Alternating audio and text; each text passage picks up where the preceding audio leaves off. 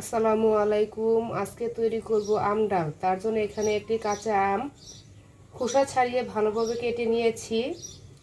আর ডালটা তৈরি করার জন্য এখানে আমি মুসুরের ডাল নিয়েছি। মুসুরের ডালটা ভালোভাবে ধুয়ে পরিষ্কার করে নিয়েছি। আর এখানে পেঁয়াজ আর রসুন কেটে নিয়েছি, আর কাঁচা মরিচটা মাঝখানে একটু কেটে নিয়েছি। এখন ডালটা তৈরি করার জন্য প্রথমে ডালটা রান্নার জন্য চুলায় একটি কড়াই বসিয়ে পরিমাণ মতো পানি দিয়েছি। পানিটা ফুটিয়ে নিয়েছি। এখন ধুয়ে রাখা ডালগুলো দিয়ে দিব সেদ্ধ হওয়ার জন্য।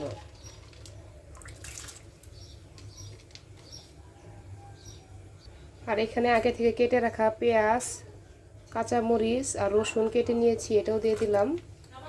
ডালের সাথে কিছুক্ষণ সেদ্ধ করব।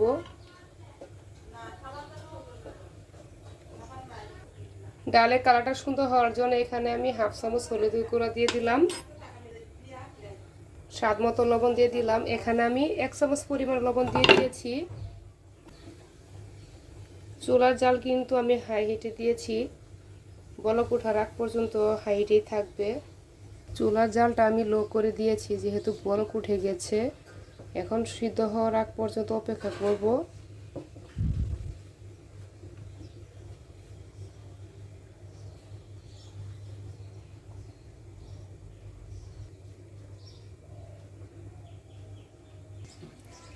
ডালটা একটু সময় নিয়ে রান্নাটা করতে হবে।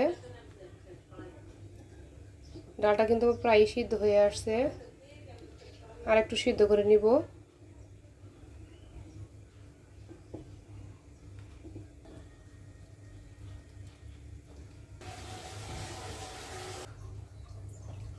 ডালটা কিন্তু আমার অনেকটাই সিদ্ধ হয়ে গেছে। এখন আগে থেকে কেটে রাখা কাঁচা আমটা দিয়ে দিলাম। এটা 2 মিনিটের মতো সিদ্ধ করে নিলেই হয়ে যাবে।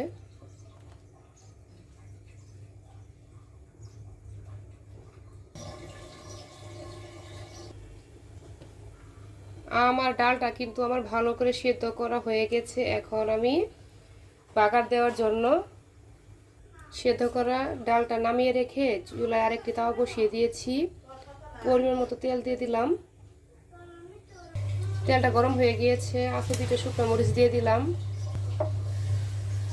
আগে থেকে কেটে রাখা পেঁয়াজ আর রসুন কুচি দিয়ে দিলাম। রসুনটা কিন্তু আমি থেতো করে নিয়েছি। এটা তেলের সাথে ভালো করে ভাজবো।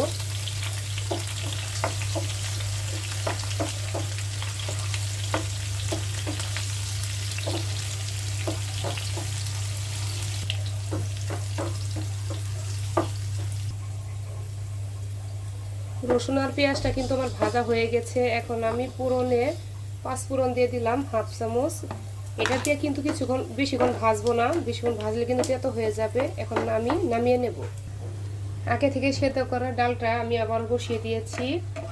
আর এখানে পেঁয়াজ ভাজাগুলো দিয়ে দিলাম। একটু মিক্স করব।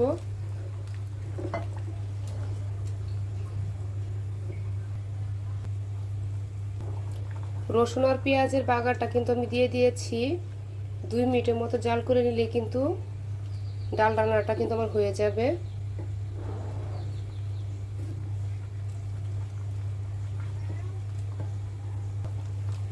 ডাল রান্নাটা কিন্তু আমার হয়ে গেছে। আমার ডালটা কিন্তু পারফেক্টভাবে সিদ্ধ হয়ে গিয়েছে। এখন আমি নামিয়ে নেব। হয়ে গেল আমার খুবই মজার আম ডাল। আমি যেভাবে ডালটা সবসময় তৈরি করি এটাই আপনাদের সাথে কিন্তু শেয়ার করলাম। আর রান্নাটা কেমন হয়েছে অবশ্যই কিন্তু জানাবেন। আরও ভালো ভালো ভিডিও দেখতে আমার ভিডিওর পাশে থাকবেন। ধন্যবাদ।